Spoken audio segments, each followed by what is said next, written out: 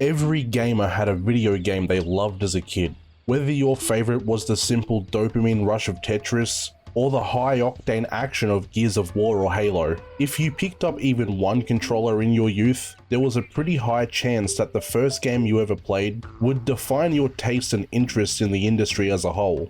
For me, that game was Crash Bandicoot. At the age of 6 years old, seeing the little orange marsupial spin and run across my screen while being goofy was enough to have my mind engaged for hours on end, and forget that my dad had been at the cigarette store for the past 2 years. But what made Crash Bandicoot rise to the ranks of one of the greats alongside the Blue Blur and Italian Plumber?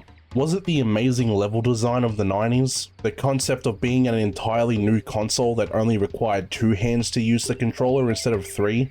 The answer to the question isn't important, it's all about the journey. Whether you're putting this video on as you go to sleep, or just want to hear somebody talk about why they love a video game, we start our journey with the first in the series, Crash Bandicoot for the PlayStation 1.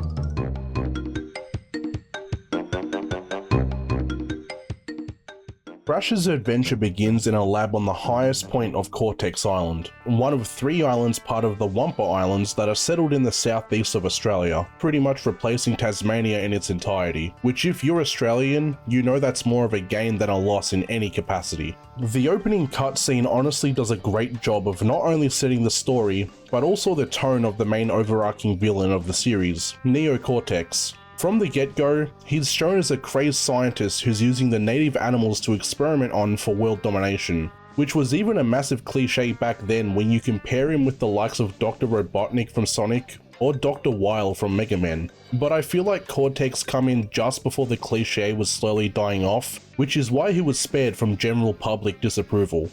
It's also here that we get a bit of a sneak peek at other future bosses, such as Pinstripe Potteroo, Koala Kong, and Ripperoo respectively. The cutscene showcases the method Cortex uses to create his minions, colloquially referred to as the Evolvo Ray and the Cortex Vortex. When the two are combined, they are intended to give animals heightened intelligence, but also leave them weak-willed, which doesn't work on Crash as he is rejected by the Ray and makes his escape. The ending of the scene shows Crash's girlfriend Torna, also known as late 90s furry bait, about to be experimented on, which sets the course of the story into motion. The opening portion of the game does a great job of showing us what to expect, while also not giving too much away, and is one of the few rare occasions of a tutorial without prompts done right. Straight off the bat, you're given a series of boxes, enemies, and obstacles to slowly work your way through and get a feel of Crash's movement and abilities. It's clear that boxes most often equal Wumpa Fruit or potentially a life, or you can get lucky and find yourself an Aku Aku mask. When you reach the stairs, it's a good way to subtly let us get a general idea of Crash's physics, and show us that there is a difference between simply pressing the jump button and holding it. It's also a pretty cool method of demonstrating to the person on the other end of the controller that you have full 3D movement in a 3D environment, which now isn't much, but when you consider the fact that Crash Bandicoot's American release predates the Nintendo 64's American console release by a mere 2 weeks, the general Western audience's first taste of full 3D platforming would have been the PlayStation 1, which is a massive achievement for a newcomer into the gaming scene. At the top of the stairs, if you collected 2 Aku Aku boxes before this point without taking any damage, you're rewarded with a third, which promptly gives Crash a slight boost in run speed, and more importantly, full invulnerability for 20 seconds. Doing this in a linear level by level platformer was a huge addition by Naughty Dog, because it also rewarded the concept of skill by telling us, if you can keep your masks for this long, you deserve a break. This further incentivizes an exciting and good gameplay loop. The first level is short, sweet, and a fantastic entry to kick things off for the game. It hits all the buttons in the right order to guide us through, but not completely handhold them, indirectly telling the player, okay, you can do this, this, and this, now show me what you can do with that knowledge. When reaching the end of the level, if you were anything like me as a kid, you probably saw this screen constantly.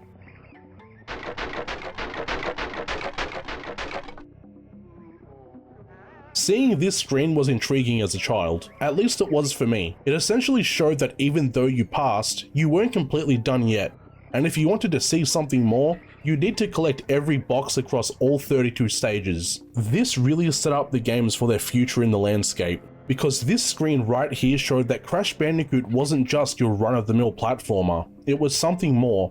It was a 3D platformer with a dash of collectathon that wasn't a defining aspect, but enough to keep you coming back. The feeling of accomplishment for making it through was immediately crushed by boxes, but also reignited by the concept of "I can do this." The second part of the Insanity Island is more or less the same as the first. The player opens up in the jungle, a few boxes scattered on the path in front of them, and it's here that we're introduced to the TNT box. Unfortunately in my gameplay, I had kept my previous 2 Aku masks, and with the third being immediately available at the start, I was able to just run through it, further driving home the concept of the skill system put in place. Without the mask though, the TNT boxes can be just as deadly as an enemy that moves towards Crash, especially when combined with tight spaces or a risk versus reward system like this one here. It shows us that yes, we need to get all the boxes to find out some hidden things, but that's also not going to be as easy as you thought because the crates can and will fight back. It's also here that we're introduced to bonus tokens, which come in the form of Tawna's, Brio's, and Cortex's heads. I will admit when I was younger and still to this day, I see the Tawna tokens like her hair is the background, but I'm getting off track. Tawna's tokens appear in 15 out of 32 levels, Brio's appear in 4 out of 32, and Cortex's appear in 2 out of 32. What makes these tokens interesting is that you may have noticed there's no real way to save your game, and that's where they come in. Not only do the tokens act as a way for us to potentially get more lives and Wumpa Fruit, but successfully reaching the end of them would either give the player a code for that level if they didn't have a memory card, or save the game data onto their memory card if they did. If you didn't have a way to save your memory, these codes were insanely important to write down after each bonus round, because if you got a game over, that was it and it was straight back to the start of the game. Naughty Dog using this system was an impressive milestone because it meant that each code needed to be generated onto the disc, and it was also a pretty nice reminder that at some point Sony cared about their fans and didn't shove their first party accessories into their face to play a video game, unlike the PlayStation Move. Completing the stage leads us to our next, the Great Gate. While the game has got us comfortable with horizontal layouts up to this point, this stage throws a spanner into the mix by introducing vertical scaling. It's probably worth noting that I won't be speaking about every stage individually, and I'll mainly be focusing on ones that introduce new mechanics and concepts. This level aims to make the player comfortable with the way Crash jumps and spins his way in different situations. Hiding enemies and obstacles at the edge of platforms combined with decently sized gaps pretty much makes sure we depend on quick reaction times to make it through. With this only being the third stage in the game, I can't help but appreciate the fact that the devs gave us a stage like this so early in the run, because the skills learned here, such as learning the weight and feel of Crash, sets you up to take on some harder sections later on. The fourth level is simply named Boulders, and it wouldn't be a late 90s platformer without an Indiana Jones reference. What makes this level so interesting is the sense of camera angles. Most games would rather have the player running up towards the top of the screen, but Crash Bandicoot opts to do the complete opposite and have the player run downwards, almost as if he's desperate to break out of the TV screen. This choice was something I really enjoyed, and it felt like both a breath of fresh air and absolute terror trying to escape while navigating between obstacles and jumping across platforms that appeared at the last possible second. This type of design would become an absolute staple of the Crash games for years to come, even going far as replacing the boulders with things such as dinosaurs and polar bears in later entries. Moving on to Upstream, this section has a lot to offer, but ultimately it does fall a little flat. I can appreciate the neat concept of it being the equivalent of a water level, which is meant to be annoying and in the way, and it does show us some pretty neat enemy models in the form of the man-eating plants, but in the end, it just feels like it depends too much on waiting and timing the rotation of the enemies and floating lily pads. I wouldn't say it's the worst in the series, which will be covered in a later video, but it certainly isn't the Dingodile boss fight from Warped either. Speaking of boss fights, closing out Upstream we move on to our first one in the game and a series as a whole, which is Papu Papu.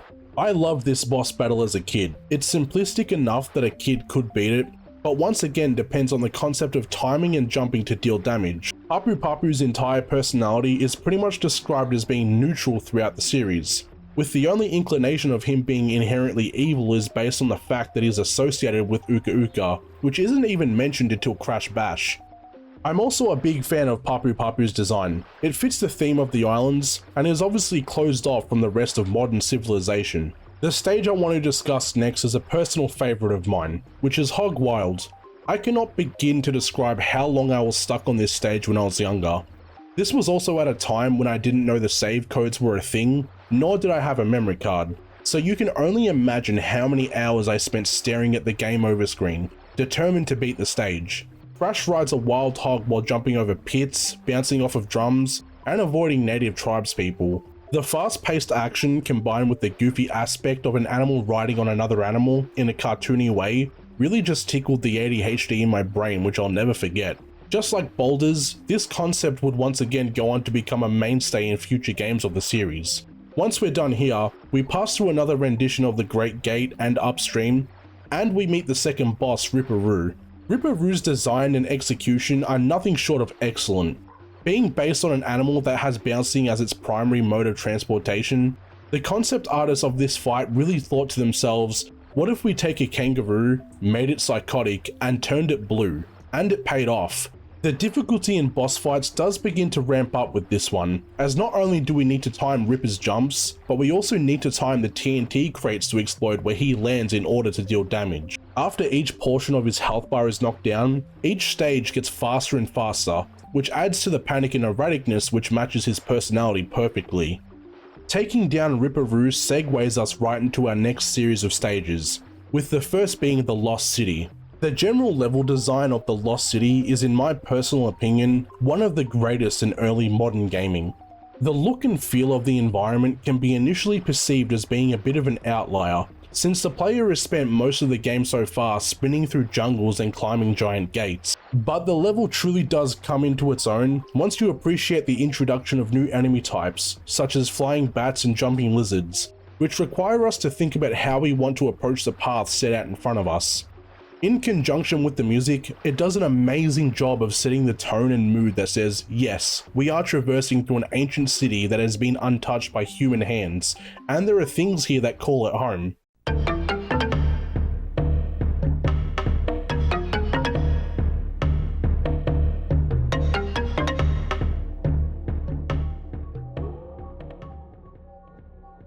When reaching the top of the stage, you run through an amazing sunset in the backdrop that has the dark silhouette of Cortex's lab stretching high above the skyline, which is easy to miss when you're strictly focused on surviving. This provided a new feel to the game as a whole, showing that Cortex was not only putting lives at risk, but could end up destroying the wonders of the world. The next level to show a difference in outlay is Temple Ruins, and I have a real love-hate relationship with this one.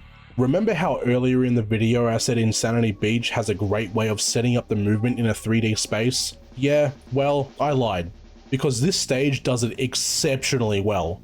I'll be the first to confess that when I was younger, I despised these portions of the game. The dark corridors and traps hiding at every corner were the bane of my playthroughs many times, but upon revisiting the game 20 years later, I couldn't help but change my perspective on the way it's been designed. The stage integrates moving vertical platforms that continuously push in and out, as well as rotate around, which puts the player's physics judgment to the test. The idea of using floating platforms to move from one section to another within the stage made it feel so much larger than previous stages, and I'm really glad that the general lack of a backdrop was complemented by allowing what felt like multiple levels put into one. It was in this level that I truly felt that the game's physics, design, and obstacle platforming genuinely came together to form an experience that was both infuriating when you died, but gratifying when you didn't, resulting in a truly memorable level for all the right reasons, which is more than I can say for the next one. Road to Nowhere is one of those levels in a video game that you can't help but feel frustrated at.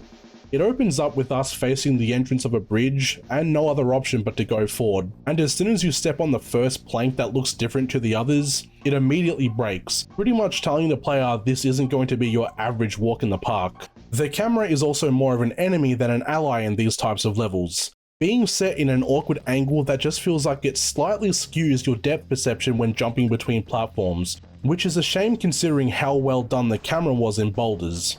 Eventually, you reach your first checkpoint crate, which would be a sigh of relief if it wasn't for the fact that you just found out that gravity and shitty craftsmanship weren't the only enemies that you needed to avoid. On top of all that, about 1/3 of the way in comes the addition of frozen planks that cause Crash to slide off the edges if lingered on for too long, which can be extremely difficult to deal with when you're in a rush or a panic. The only real positive I can give Road to Nowhere is that it seems to be a little more generous with lives than other parts of the game, which can be respected considering that if you're like me, you lost pretty much all of your lives up to this point.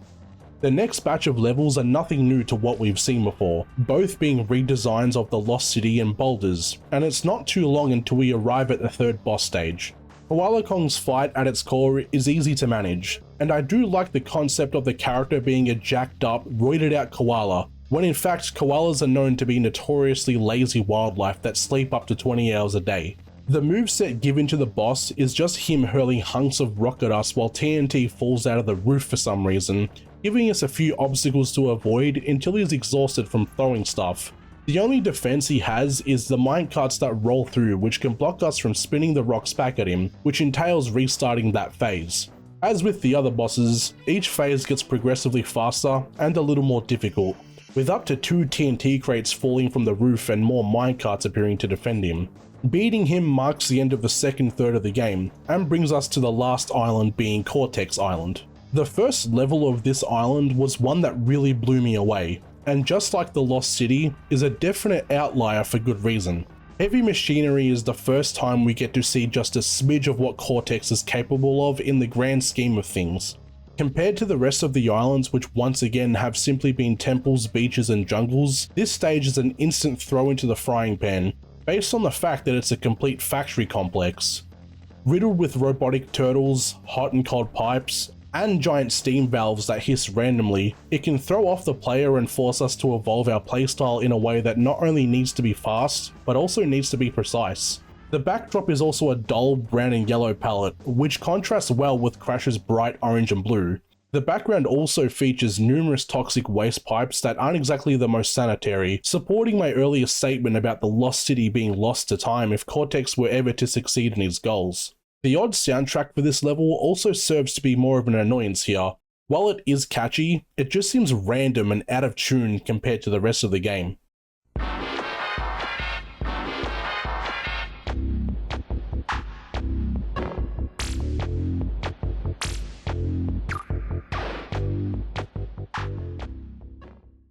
The next level, Cortex Power, is more or less the same as Heavy Machinery, except it focuses on a more top-down angle as opposed to a side-scrolling one. And after we're done here, we arrive at the 20th stage. Generator Room seems to take everything from Temple Ruins to just industrialize it and make it slightly more difficult. The environment is dark and dank, and although the backdrop has more than its counterparts thanks to the floating monitors of Cortex's head, it just doesn't seem to strike the same impression for me that Temple Ruins did. It felt more like a chore getting through this level, and it was more of a thank god it's over thought instead of a wow, that was a fun one.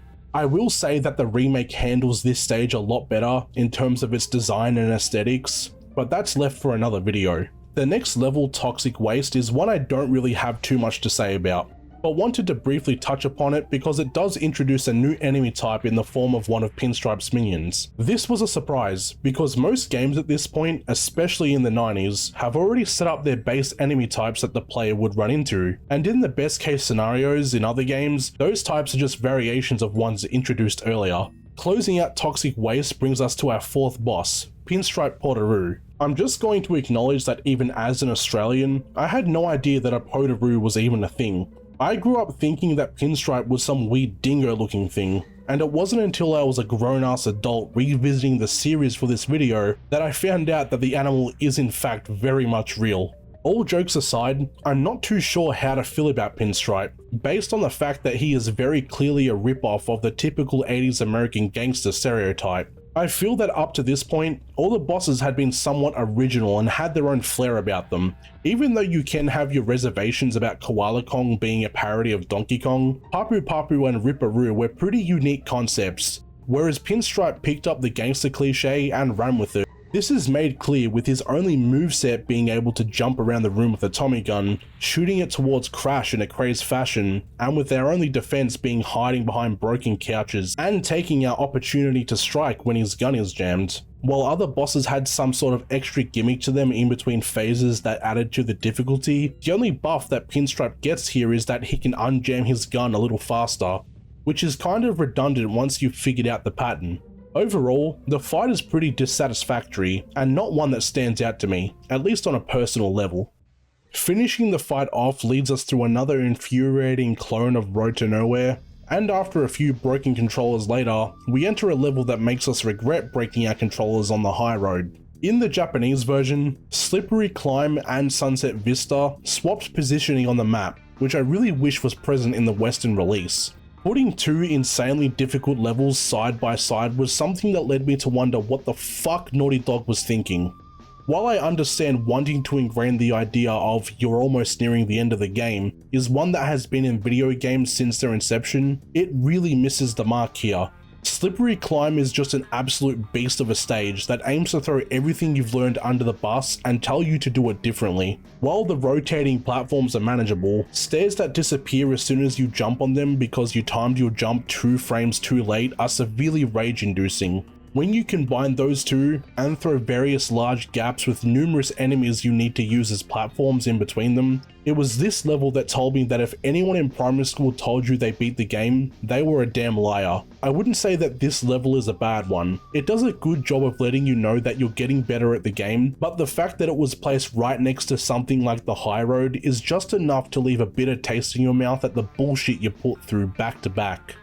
Thankfully, the next level, Lights Out, is a much needed change of pace and one I found enjoyable after what I'd been through.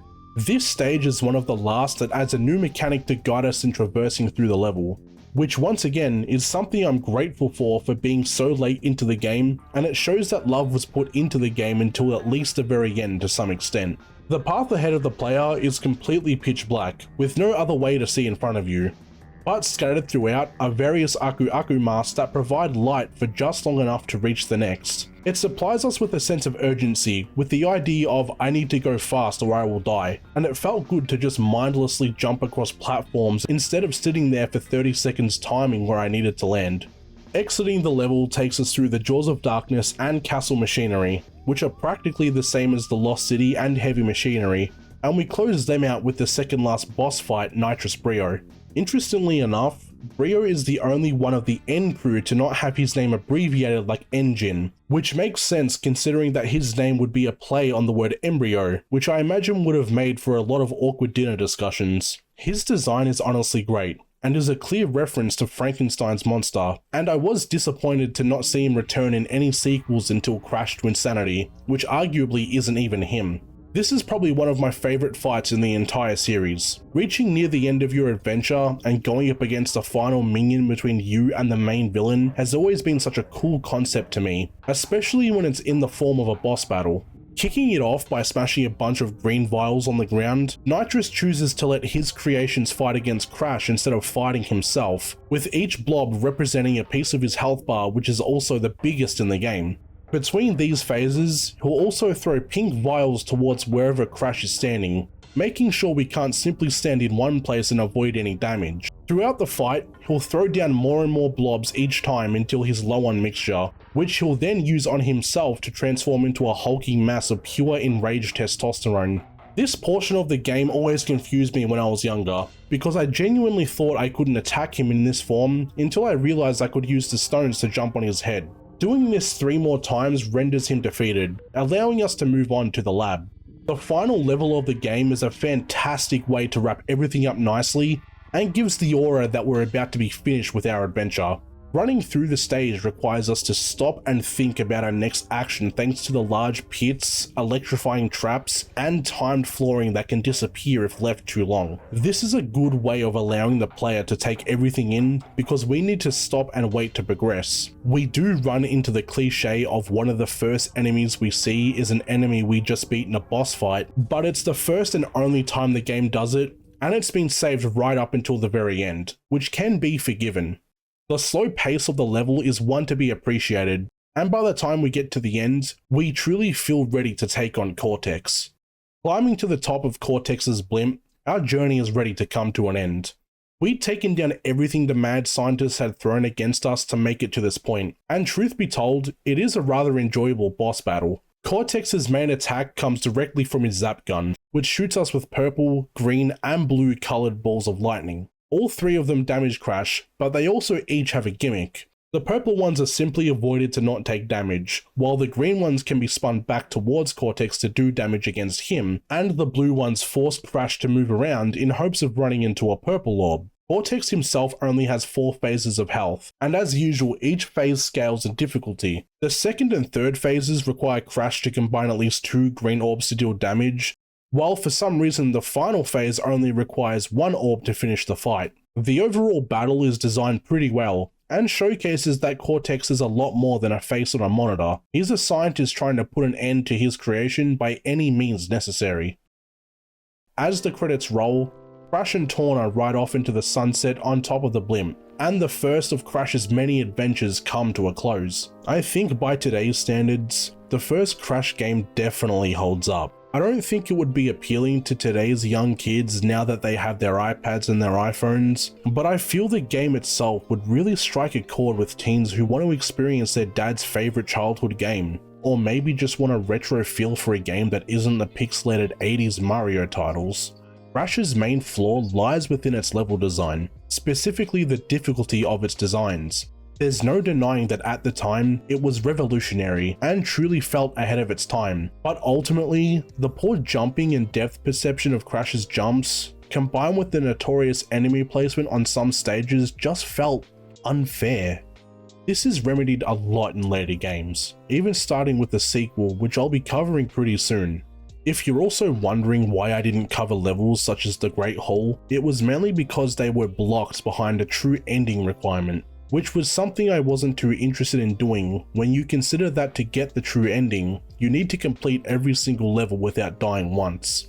Personally, locking a proper ending behind 100% completion is something I've never been a huge fan of, and would much rather be given an alternative ending, but that's something we can discuss at another time. While the platform designs can be poor, there's no denying that the music and environments truly are something special, and are some of the reasons why Crash was such a huge gem for kids like myself across the world. We were introduced to such a large world that we'd never seen before, and it truly broke the idea of 3D world building wide open, and would be such a massive influence in the years to come for not only Naughty Dog and their Jak and Daxter series, but for games such as Sucker Punch's Sly Raccoon, Rare's Banjo-Kazooie, Insomniac's Ratchet & Clank, and so much more. Playing this game at such a young age truly did define my taste in video games, and as a result, it really defined my whole future to the extent that 20 years later, I'm creating this video about something that I love and holds so dearly to my heart. To those who watched or listened to this entire video,